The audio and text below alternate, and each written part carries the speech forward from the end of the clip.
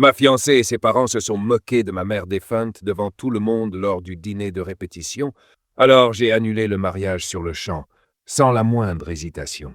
J'ai 33 ans, et jusqu'à récemment, j'étais fiancé à Lydia, une femme avec qui je pensais sincèrement passer le reste de mes jours. Je l'ai rencontrée il y a environ 6 ans, lors d'un barbecue organisé par des amis communs. Elle avait ce sourire éclatant, un sens de l'humour vif, et entre nous, ça a tout de suite collé. L'an dernier, j'ai décidé de la demander en mariage sans la moindre hésitation. Ça me semblait le bon moment. En épousant Lydia, je n'unissais pas seulement ma vie à la sienne, j'épousais aussi, en quelque sorte, sa famille. Ses parents, Jack et Donna, sont le genre de personnes qui adorent être au centre de l'attention. Ils sont bruyants, tranchés dans leurs opinions et ont toujours quelque chose à dire sur tout. Au début, je pensais que c'était simplement leur personnalité. Mais avec le temps, j'ai vu à quel point leur sentiment de supériorité imprégnait chacun de leurs gestes. Avant d'en venir à ce qui s'est passé, laisse-moi te parler de ma mère. Elle s'appelait Patricia, et sans l'ombre d'un doute, c'était la plus belle personne que j'ai jamais connue. Elle est décédée il y a 2 ans, après avoir lutté contre un cancer pendant 3 longues et douloureuses années. La voir se battre contre la maladie tout en continuant de penser aux autres avant elle, c'était une véritable leçon d'humilité. Elle m'a appris la gentillesse, la générosité et l'importance de défendre ce qui est juste. Ma mère n'était pas seulement mon pilier, elle était une bouée de sauvetage pour beaucoup d'autres. Elle avait cette manière d'aider les gens, sans jamais les faire se sentir redevables ou gênés. Elle faisait ce qui devait être fait, discrètement. Et cela incluait la famille de Lydia. Jack et Donna lui doivent énormément, mais aujourd'hui, en les écoutant parler, on croirait qu'ils ont tout oublié. Quand j'ai présenté Lydia à ma mère pour la première fois, tout s'était bien passé. Ma mère m'avait dit qu'elle l'aimait bien, et Lydia s'était montrée polie.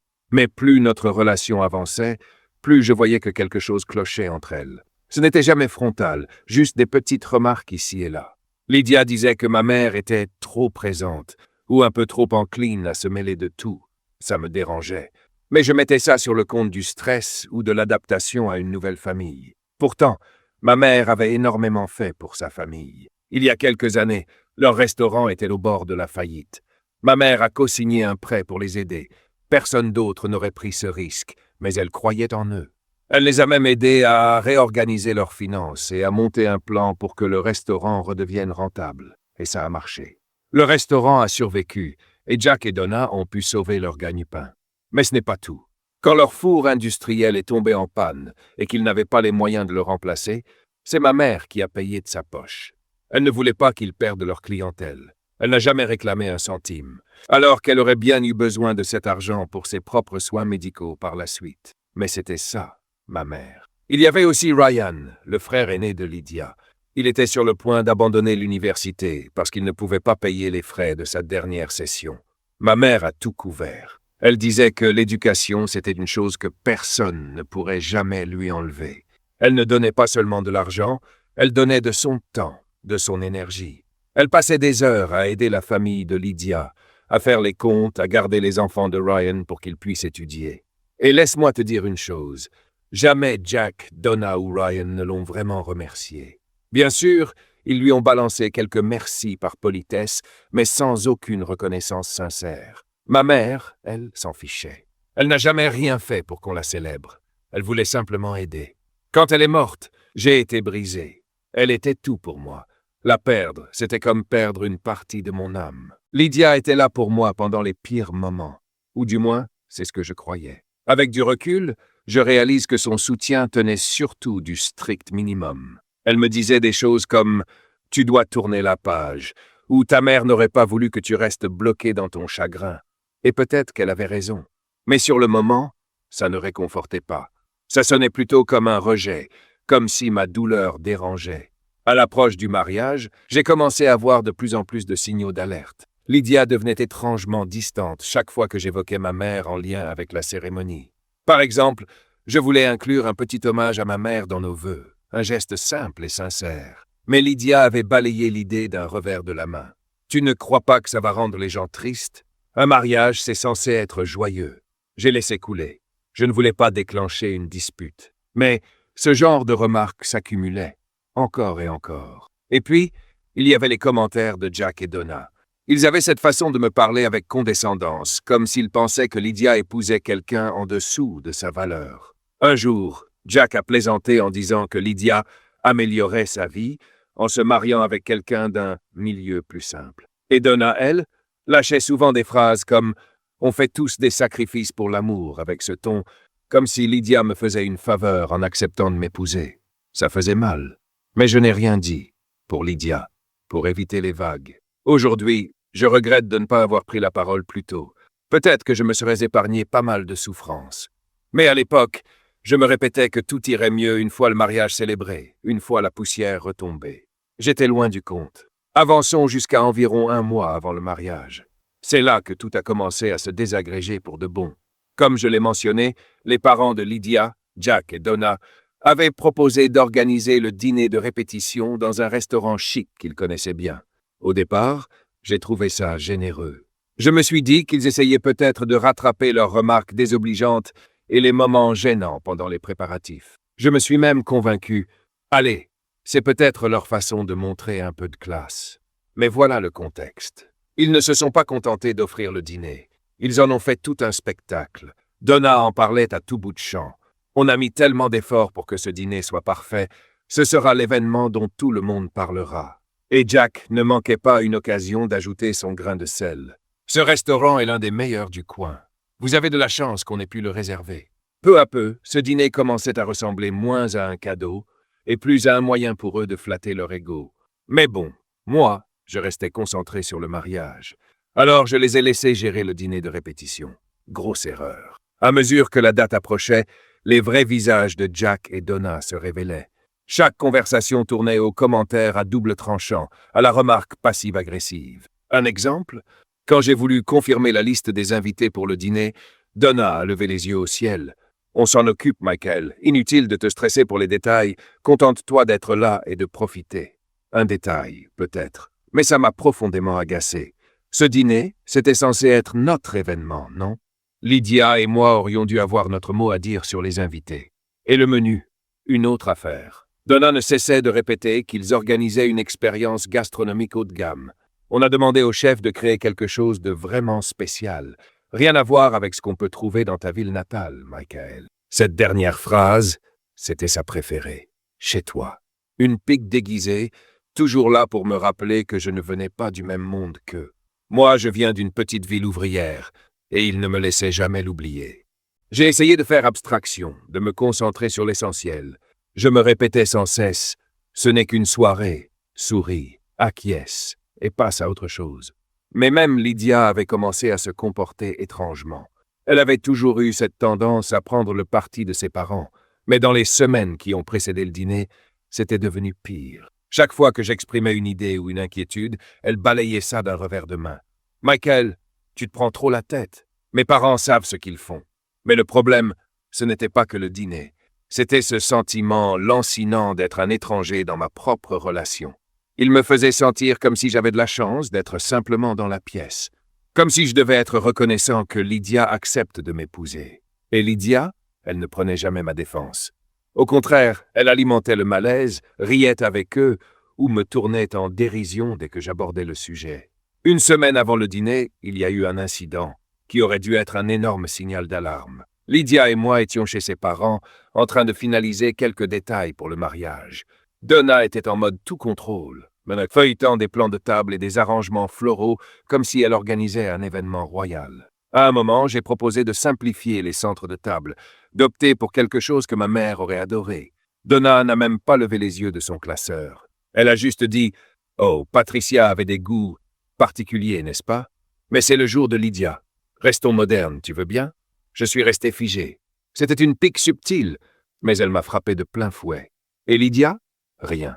Elle continuait de faire défiler son téléphone, comme si de rien n'était. J'ai eu envie de répondre, de remettre Donna à sa place sur le champ.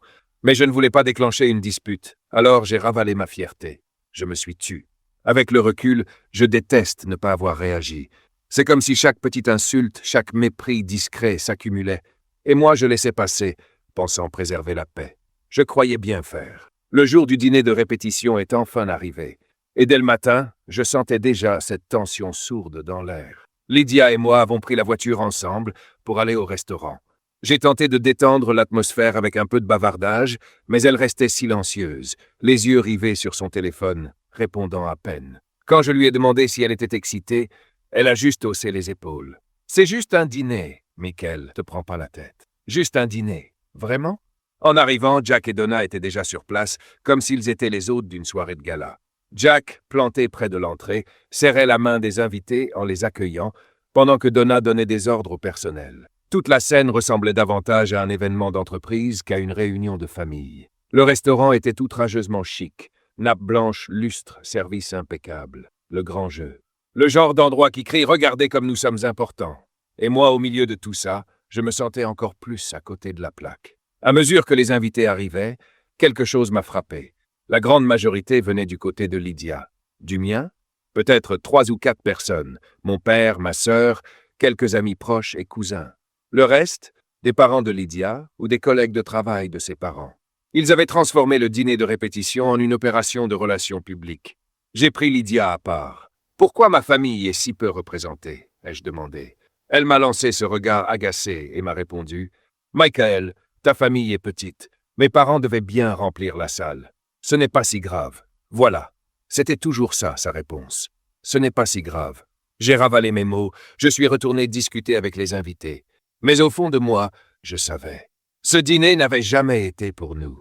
C'était le spectacle de Jack et Donna. Ils avaient confisqué ce qui devait être une célébration de notre amour et l'avaient transformé en vitrine personnelle. Après que tout le monde eut mangé, le véritable spectacle commença.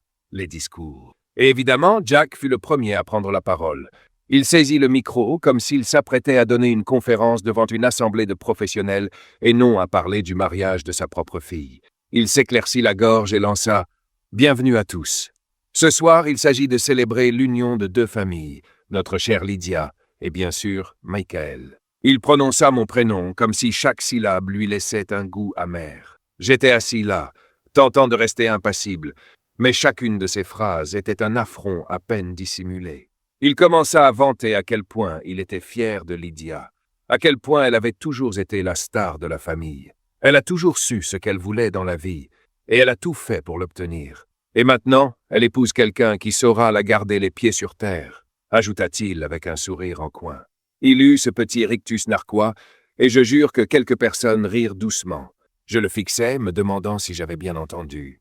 Puis il se lança dans une anecdote sur l'enfance de Lydia, expliquant qu'elle avait toujours été brillante et que, fort heureusement, elle avait eu leurs conseils pour rester sur le droit chemin. À un moment, il lâcha. « Vous savez, nous avons toujours appris à Lydia à viser haut. » Alors, même si Michael n'est peut-être pas ce que nous avions imaginé au départ, il laissa sa phrase en suspens, comme si c'était une blague. Je sentais mon père et ma sœur le fusiller du regard depuis l'autre côté de la table. Puis ce fut au tour de Donna. Elle s'avança vers le micro avec l'assurance d'une actrice venant recevoir un prix. Son discours débuta plutôt bien. Elle parla de son amour pour Lydia, de son excitation à l'idée du mariage. Mais rapidement, elle glissa elle aussi quelques piques à mon encontre. Elle décrivit Lydia comme la fille parfaite, celle qui méritait le meilleur dans la vie, avant d'ajouter « Heureusement qu'elle est patiente, elle a déjà tant appris à Michael. » J'ai failli m'étrangler avec mon verre d'eau. Appris quoi exactement? À ravaler mes mots pendant que ses parents me manquaient de respect? Puis Donna se tourna vers moi avec un sourire. « Nous sommes ravis de t'accueillir dans la famille, Michael. Ce sera agréable d'avoir enfin quelqu'un qui n'a pas peur de se salir un peu les mains, pas vrai? » Elle éclata de rire, bientôt rejointe par quelques-uns de ses proches. J'ai regardé Lydia, espérant qu'elle intervienne, ou au moins qu'elle montre un semblant de gêne. Mais non, elle souriait avec eux. Et juste au moment où je pensais que ça ne pouvait pas empirer, Jack reprit le micro. Il fit teinter son verre et déclara « Une dernière chose avant de conclure. Je voudrais rendre hommage à quelqu'un qui n'est plus parmi nous, mais qui a beaucoup compté dans la vie de Michael, sa mère, Patricia. Pendant une fraction de seconde, j'ai cru qu'il allait enfin dire quelque chose de bien. Mais non, il enchaîna. Patricia était unique en son genre. Elle avait cette manie de vouloir gérer les situations, pas vrai? Elle avait toujours une opinion sur tout. Il ricana, et Donna ajouta « Oh, ça, c'est sûr. Elle avait des avis bien tranchés. Vous vous souvenez comme elle insistait pour nous aider, même quand on ne demandait rien? Je n'en croyais pas mes oreilles. Il parlait de ma mère comme d'une voisine trop curieuse. » Et Jack n'en avait pas fini. « Mais soyons honnêtes, poursuivit-il, Patricia était une femme généreuse. Elle nous a beaucoup aidés, parfois même un peu trop, si je puis dire. Il m'adressa un clin d'œil complice, comme si c'était une blague entre amis. La salle se figea dans un silence gêné. Et pourtant, Jack continua. Nous veillerons à garder son esprit vivant pendant le mariage. Espérons seulement que Michael n'aura pas hérité de son enthousiasme à vouloir tout diriger. On ne voudrait pas qu'il se mêle de tout, n'est-ce pas? C'en était trop. Je sentis la chaleur me monter au visage. Mes poings se crispèrent sous la table. Je lançai un regard à Lydia, attendant qu'elle dise quelque chose, n'importe quoi, pour les faire taire. Mais elle se contenta de rire et dit « Oh, papa, arrête, voyons !» Comme si tout cela n'était qu'un jeu, une simple plaisanterie sans conséquence.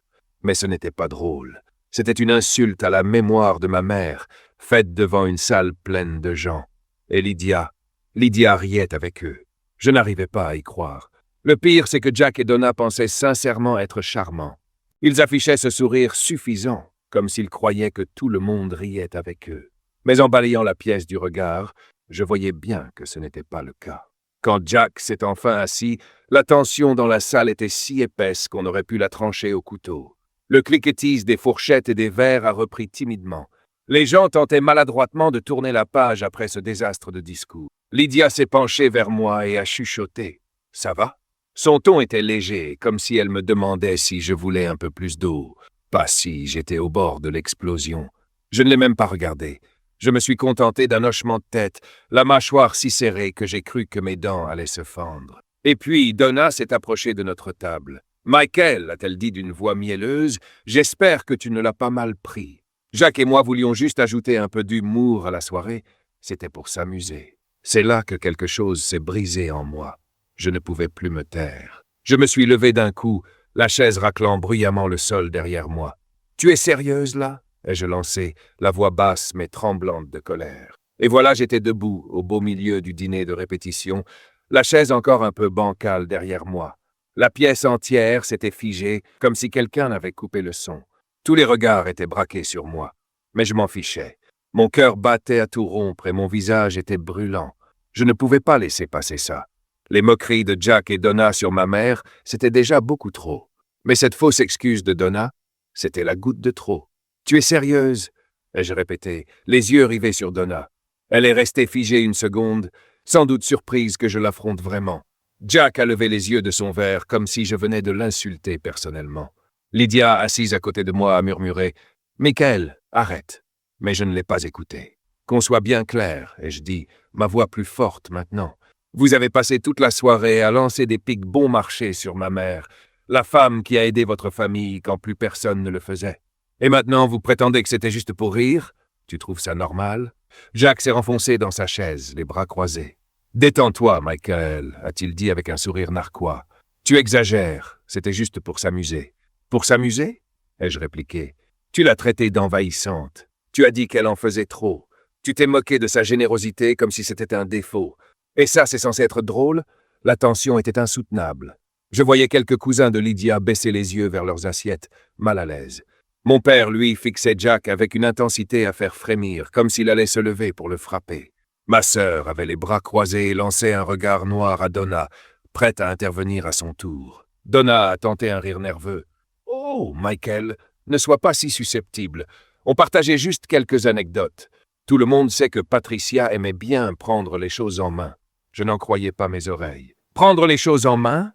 ai-je répété, la voix montant. « Elle vous a aidé. Elle a sauvé votre entreprise quand vous alliez la perdre. Elle a payé pour la réparation de votre four, la rénovation de votre terrasse et les études de votre fils à l'université. Et c'est comme ça que vous la remerciez? » En la transformant en blague lors d'un dîner de répétition. Jack s'est redressé, visiblement agacé maintenant. « Bon, ça suffit, a-t-il dit, en tentant de prendre un ton d'autorité. On ne voulait pas faire de mal. Mais si tu fais une crise pour ça, peut-être que tu n'es pas prêt pour le mariage. Cette remarque montrait bien à quel point il ne me respectait pas, et encore moins ma mère. Lydia a fini par parler, tirant doucement sur ma manche. « Michael, on peut juste sortir et en parler, s'il te plaît. » J'ai retiré mon bras d'un geste sec. « Non, Lydia, on ne peut pas. Pas tant que tes parents n'auront pas compris à quel point ils ont été irrespectueux. » Donna a poussé un soupir dramatique, comme si elle était la victime dans toute cette histoire. « Michael, c'est censé être un moment heureux. Tu gâches la soirée pour tout le monde. C'est moi qui la gâche? dis-je, la voix tremblante de colère. Non, Donna, tu l'as gâché la seconde où tu as décidé de salir ma mère devant tout le monde. Et toi, Lydia, tu es restée là sans rien dire à la regarder faire. Le visage de Lydia vira au rouge. Je ne savais pas qu'ils allaient dire tout ça, se défendit-elle. Mais tu as ri, répliquai-je du tac au tac. Tu as ri à chaque insulte. Tu n'as même pas essayé de les arrêter. Les chuchotements commencèrent à se propager dans la pièce. Les gens se penchaient les uns vers les autres, murmurant à propos de la scène qui se déroulait devant eux. Je sentais le poids de leurs regards posés sur moi, mais je m'en fichais. Ce n'était pas à propos d'eux, c'était à propos de ma mère. À ce moment-là, Jack se leva, visiblement excédé. « Très bien, Michael. Si tu es si offensé, peut-être que tu devrais partir, dit-il en pointant la porte. Pendant un instant, j'y pensais. Juste sortir, les laisser à leur petit dîner parfait. Mais je regardais autour de moi. Mon père, ma sœur, mes quelques amis venus me soutenir, tous me regardaient attendant de voir ce que j'allais faire. Et je compris que je ne pouvais pas laisser Jack et Donna s'en tirer comme ça. Pas cette fois. Non, dis-je d'un ton ferme. Je ne partirai pas. Pas tant que vous n'aurez pas compris ce que vous avez fait. Jack ouvrit la bouche pour répondre, mais je le coupai net. Vous agissez comme si ma mère était une fouineuse envahissante. Mais sans elle, vous n'auriez même pas cette fichue connexion avec le restaurant. Elle n'a rien fait de tout ça pour être reconnue ou applaudie. Elle l'a fait parce qu'elle tenait à vous. Et maintenant, vous êtes là à salir sa mémoire comme si c'était une blague de mauvais goût. Ce n'est pas juste irrespectueux, c'est répugnant. Un silence total s'abattit dans la pièce. Même Jack semblait déstabilisé, comme s'il ne savait plus quoi dire. Donna ouvrit la bouche, mais aucun mot n'en sortit. Lydia fixait la table, le visage mêlé de honte et de colère. Finalement, Jack marmonna. « Ce n'est pas ce qu'on voulait dire. »« Ce que vous vouliez dire n'a aucune importance, rétorquai-je. Ce qui compte, c'est ce que ça a transmis. Vous n'avez pas le droit de réécrire qui était ma mère, juste pour que ça colle à votre histoire. Elle méritait mieux que ça. Et franchement, moi aussi. » Sur ces mots, je reculai d'un pas et attrapai mon manteau. « Vous voulez que je parte? Très bien. Mais ne comptez pas sur moi pour revenir. » Mon père se leva aussitôt, prêt à me suivre. Ma sœur prit son sac et lança un dernier regard noir à Donna avant de nous rejoindre. Quelques-uns de mes amis se levèrent aussi, hésitants, mais solidaires. Lydia m'appela. « Michael, attends !» Mais je ne me retournai pas. Je sortis de ce restaurant, la tête haute, même si mon cœur battait à tout rompre. Dehors, mon père posa une main sur mon épaule. « Tu as bien fait, dit-il. Ta mère serait fière de toi. » Je hochai la tête, mais je ne me sentais pas fier. Je me sentais en colère, trahi. Et quelque chose s'éclaira en moi. Si elle n'était pas capable de défendre ma mère, ni même moi, alors peut-être qu'elle n'était pas celle que je croyais. Une partie de moi pensait avoir fait ce qu'il fallait en partant, mais une autre partie ne pouvait s'empêcher de ressentir que ce n'était pas suffisant. Si je laissais les choses ainsi, Lydia et sa famille allaient raconter une toute autre version. Une version où moi, je serais le méchant. Ils diraient que j'étais trop sensible, que j'avais réagi de manière excessive.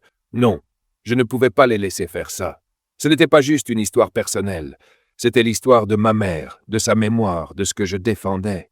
Je pris une profonde inspiration et me tournai vers mon père. « Il faut que je retourne là-dedans, dis-je. »« Quoi ?» s'écria ma sœur. « Pourquoi? Tu ne leur dois rien. »« Je sais, » répondis-je en la regardant, « mais je ne peux pas laisser ça inachevé. Il faut que ce soit clair, pour Lydia, pour ses parents, pour tout le monde. Je tourne la page.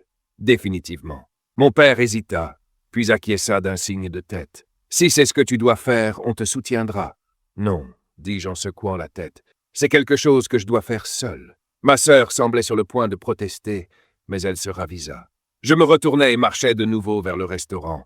Mon estomac était noué, mais mon esprit était limpide. Je ne retournais pas là-bas pour faire un scandale, mais pour mettre un terme à tout, une bonne fois pour toutes. Les gens murmuraient entre eux, lançant des regards furtifs vers la porte au moment où je réentrais. Lydia était toujours assise à la table, le visage pâle et les yeux écarquillés. Quand elle me vit, elle se leva d'un bond. « Michael, dit-elle, qu'est-ce que tu fais ?» J'ignorais sa question et avançai droit vers le fond de la salle, là où Jack et Donna étaient encore assis, l'air bien trop satisfait d'eux-mêmes. Jack haussa un sourcil en me voyant approcher, visiblement surpris de me voir revenir. Donna m'adressa ce même sourire faux et mielleux qu'elle servait depuis le début de la soirée. « Déjà de retour ?» lança Jack avec un ton dégoulinant de sarcasme. Je ne pris même pas la peine de lui répondre. À la place, je me tournai vers l'ensemble de la salle. « Excusez-moi, dis-je, d'une voix assez forte pour que tout le monde m'entende. » Les murmures cessèrent instantanément. Tous les regards convergèrent vers moi. Mon cœur battait à tout rompre, mais ma voix resta posée. J'ai quelque chose à dire. Je jetai un œil à Lydia qui se tenait figée près de la table, les mains crispées devant elle. Je sais que ce n'est ni le moment ni l'endroit où quiconque s'attendait à entendre ça, mais après ce qui s'est passé ce soir, je ne vois aucune raison d'attendre. Je pris une profonde inspiration et poursuivis. Ce mariage est annulé. Un tumulte s'éleva dans la salle. Des exclamations, des murmures, le raclement des chaises. Les invités se tournaient les uns vers les autres, sidérés. La mâchoire de Lydia se décrocha et ses mains vinrent couvrir sa bouche. « Michael. »« Non, » souffla-t-elle. Je levai une main pour l'interrompre. Le silence retomba pesant.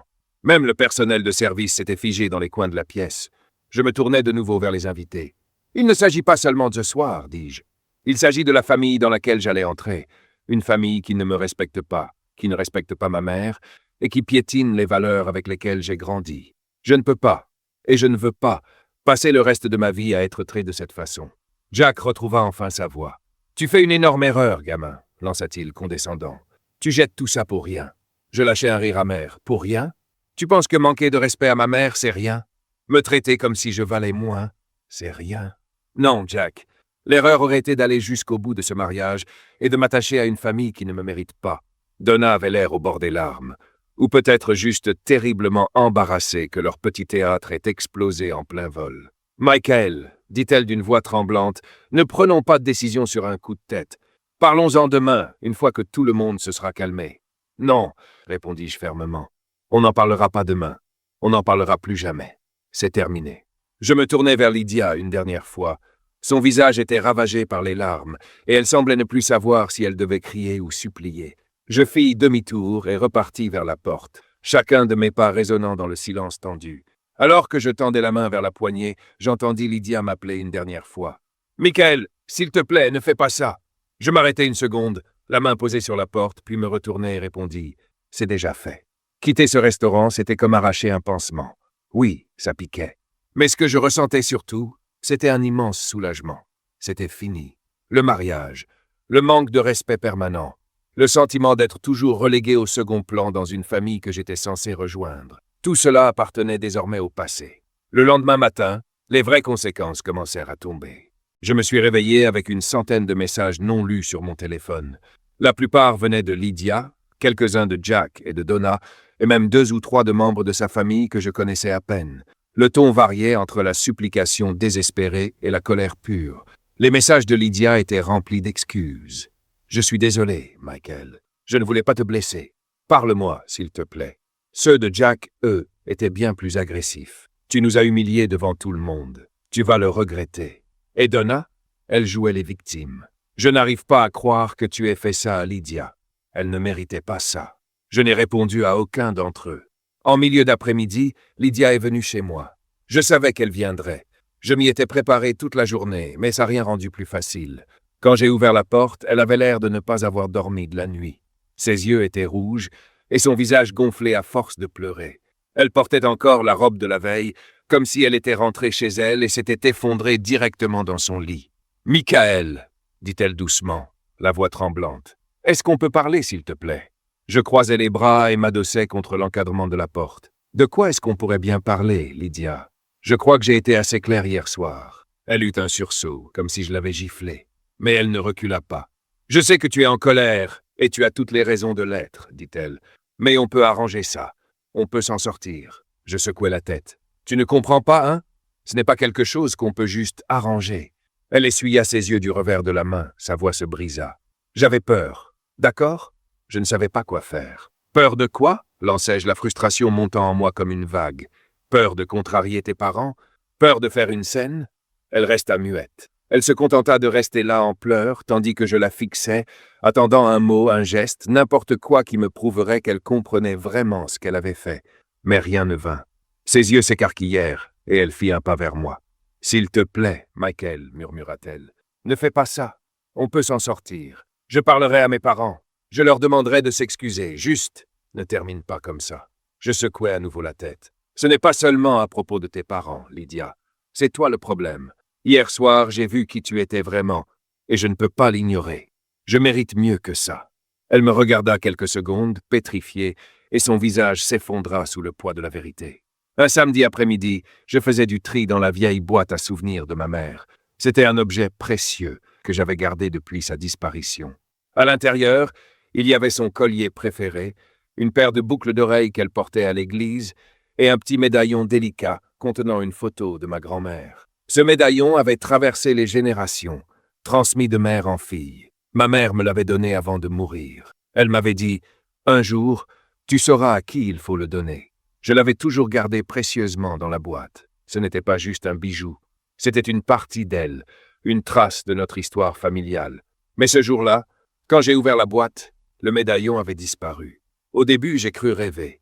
J'ai fouillé la boîte de fond en comble, chaque coin, chaque pli, mais il n'était nulle part. J'ai vérifié les tiroirs, les étagères, même le sol autour. Rien. Mon cœur s'est serré. Quelqu'un l'avait pris. La seule personne qui avait été récemment dans mon appartement, en dehors de ma famille et de mes amis proches, c'était Lydia. Mon estomac s'est noué. Tout s'est mis en place. Elle était passée quelques jours après la rupture pour me rendre la bague de fiançailles.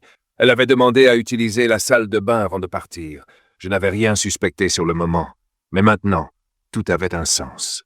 J'ai attrapé mon téléphone et je lui ai envoyé un message. « As-tu pris le médaillon dans la boîte à souvenirs de ma mère ?» Quelques minutes plus tard, elle a répondu. « De quoi tu parles ?» Je n'en ai pas cru un mot. « Tu sais très bien de quoi je parle. Le médaillon que ma mère m'a laissé, il a disparu. Elle était la seule à être venue chez moi récemment. Tu l'as pris ?» Pas de réponse immédiate. Puis enfin un message, et là, mon sang n'a fait qu'un tour. Je l'ai emprunté. Je voulais garder une part d'elle près de moi. Emprunté? Sans même me demander? Sans m'en parler? L'audace me cloua sur place. Je l'ai appelée aussitôt. Dès qu'elle a décroché, elle s'est mise sur la défensive, comme si c'était elle la victime. « Michael, ce n'est pas si grave, a-t-elle dit. »« Pas si grave !» ai-je craqué. « Ce médaillon est dans ma famille depuis des générations. Ce n'est pas un bibelot qu'on prend juste comme ça, parce qu'on en a envie. Comment as-tu pu penser que c'était acceptable? Je voulais juste me sentir proche de toi, dit-elle, la voix tremblante, jouant la carte de la compassion. Je ne pensais pas que tu t'en rendrais compte. Évidemment que je m'en rends compte, ai-je crié. C'était à ma mère. Et le fait que tu n'aies même pas pris la peine de me demander rend la chose encore pire. Elle s'est mise à pleurer, mais je n'étais pas d'humeur à la consoler.